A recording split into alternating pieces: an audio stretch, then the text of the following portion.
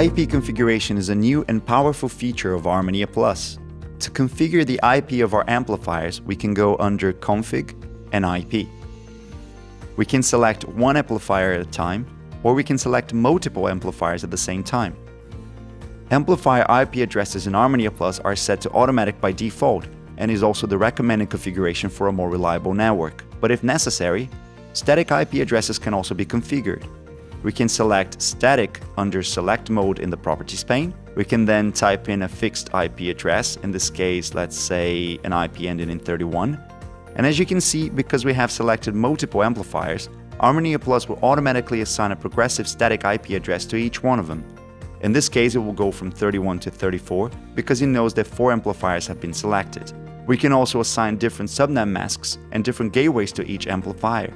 And once we're happy with our configuration, we finalize it by clicking Apply. The new settings will be applied to the amplifiers and the IP configuration in ArmoníaPlus will be done.